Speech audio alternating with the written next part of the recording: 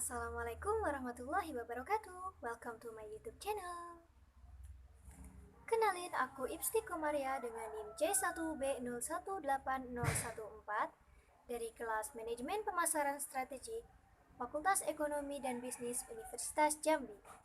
Di video kali ini aku mau jelasin nih ke kalian tentang competitor analysis atau analisis kompetitor. Nah, sebelumnya kalian tahu nggak sih kompetitor itu apa sih?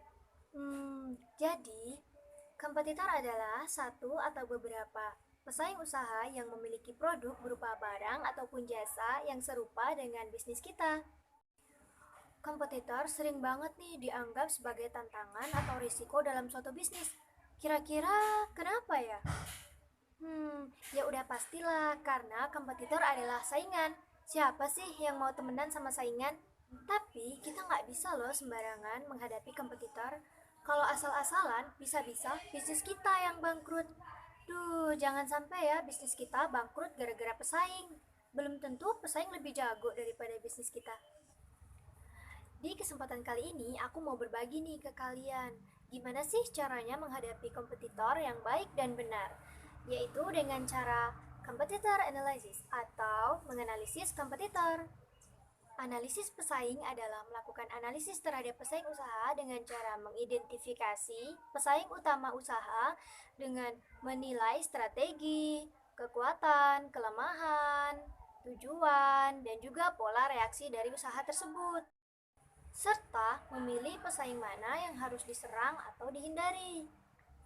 Analisis pesaing usaha harus dilakukan secara terus-menerus dengan membandingkan strategi pemasaran, produk, harga, saluran, dan promosi dari pesaing usaha terdekat.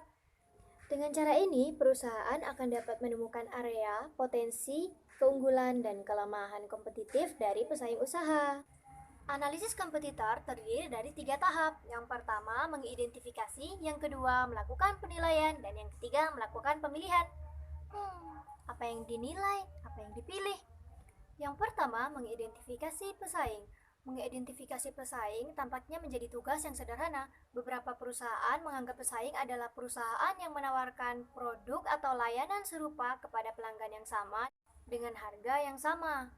Namun, sebenarnya perusahaan menghadapi pesaing yang jauh lebih luas. Perusahaan mungkin mengidentifikasi pesaingnya sebagai semua perusahaan yang memiliki produk dan kelas produk yang sama. Bahkan lebih luas lagi, pesaing mungkin mencakup semua perusahaan yang membuat produk dan memasok layanan yang sama. Akhirnya, dan lebih luas lagi, pesaing mungkin mencakup semua perusahaan yang bersaing untuk menarik dolar dari konsumen yang sama. Yang kedua, melakukan penilaian. Nah, setelah identifikasi, saatnya manajer pemasaran bertanya-tanya, apa sih tujuan dari pesaing? Apa yang mau pesaing cari di pasar? Apa sih kekuatan dan kelemahan dari pesaing? Apa aja strategi mereka dalam bersaing? Dan bagaimana reaksi mereka terhadap tindakan yang telah perusahaan kita lakukan? Jawaban dari kelima pertanyaan ini bisa didapat dari data-data sekunder, pengalaman pribadi, dan juga word of mouth dari perusahaan. Dan juga perusahaan dapat melakukan analisis atau riset kepada pemasok pesaing usaha, dan informasi lain akan lebih mudah didapatkan melalui media sosial seperti Instagram atau website dari perusahaan pesaing. Setelah mendapatkan jawaban dari kelima pertanyaan tersebut, barulah perusahaan kita dapat menentukan cara yang paling tepat untuk meningkatkan kualitas dan kinerja perusahaan. Kemudian, memperhatikan estimasi reaksi dari perusahaan pesaing.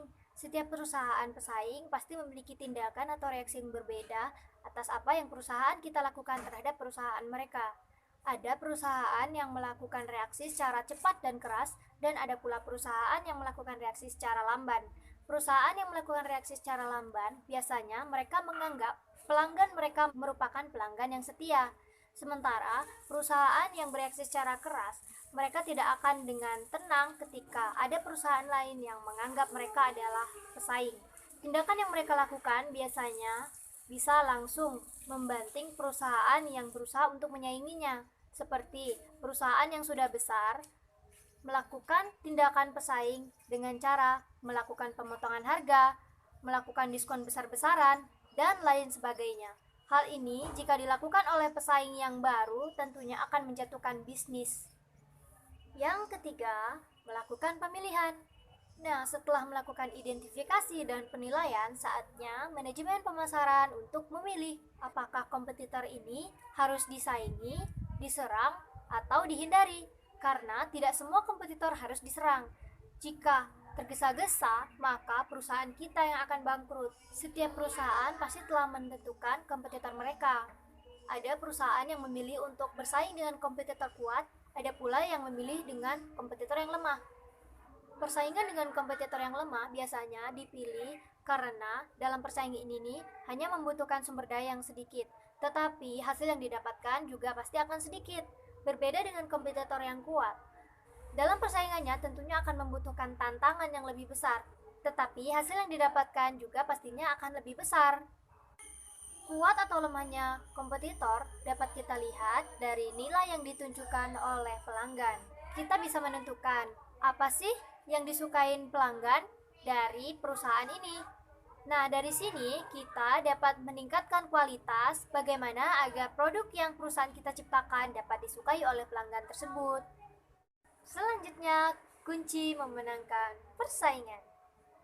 Kunci untuk memenangkan persaingan adalah dengan melihat bagaimana penawaran perusahaan dibandingkan dengan penawaran dari perusahaan pesaing.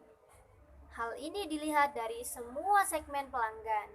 Nah, itu tadi 3 trik dari aku. Semoga perusahaan kalian berhasil dalam memenangkan persaingan. Dan semoga bisnis kalian panjang umur. Thank you for watching. See you on my next video. Assalamualaikum warahmatullahi wabarakatuh. Goodbye.